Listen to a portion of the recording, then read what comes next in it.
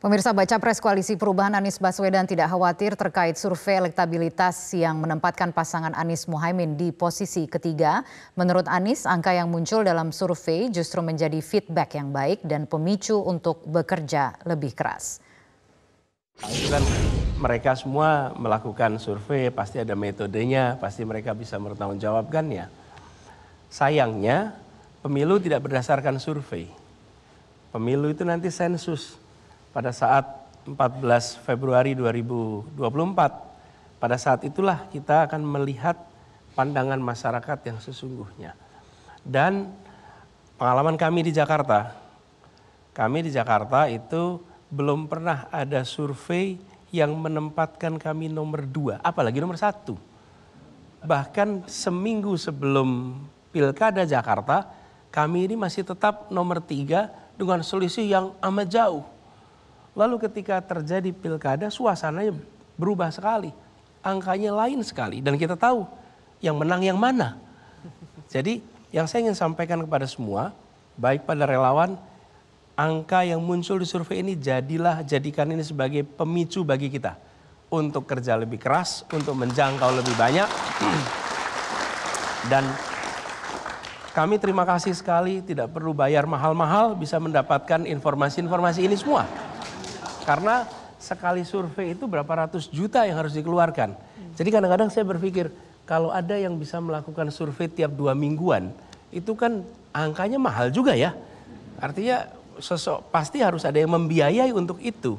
Nah, kami bagian menerima manfaatnya saja. Jadi kami terima kasih sekali ada yang nyumbang dalam bentuk hasil-hasil yang kemudian jadi feedback. Kalau memang di situ disebut 19%, maka kita bisa cek di mana lokasinya, di mana yang kita harus jangkau. Jadi mudah-mudahan itu malah menjadi manfaat bagi kita. Jadi bagi kami, selama kesempatan untuk mengikuti proses Pilpres itu setara, selama kami masih bisa menjangkau siapa saja, selama kita bisa bergerak leluasa, maka ini adalah feedback yang baik, informasi yang baik. Tapi pada akhirnya keputusan ada pada sensus Pilpres 14 Februari 2024. Sementara itu untuk pertarungan di Jawa Timur, pasangan Anies Muhaimin meyakini memiliki jejaring yang sangat luas. Terlebih Gus Imin memiliki sejarah kultural di Jawa Timur. Itu bisa diperbandingkan oleh para pengamat, silakan diperbandingkan berbagai latar belakang, jaringan, sejarah elektabilitas gitu. Silakan dibandingkan, dan saya kok merasa segmen Jawa Timur dari berbagai survei yang saya lihat dan saya lakukan sendiri itu saya lebih komprehensif gitulah, kira-kira begitu. Kenapa?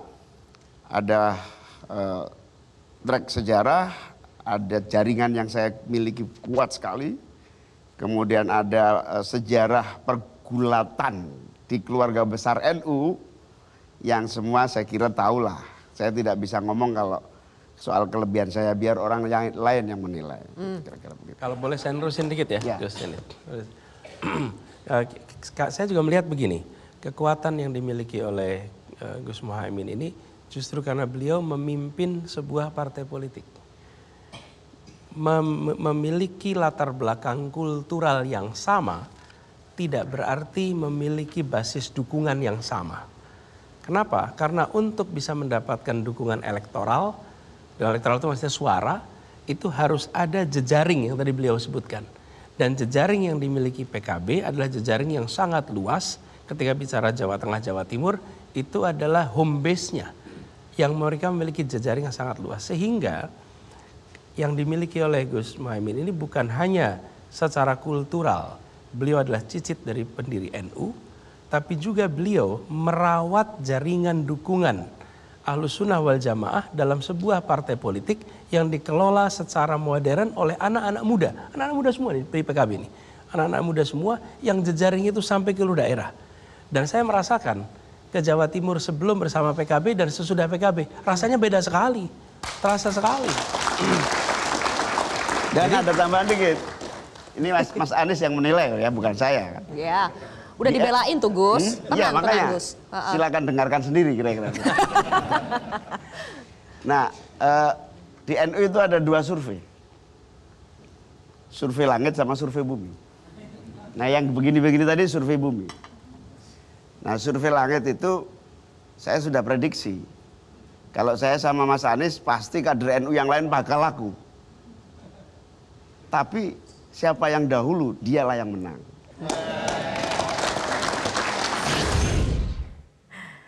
Pemirsa, tayangan selengkapnya bisa Anda saksikan di program KIK Kontroversi malam ini pada pukul 20.05 waktu Indonesia Barat sampai dengan pukul 22 waktu Indonesia Barat hanya di Metro TV.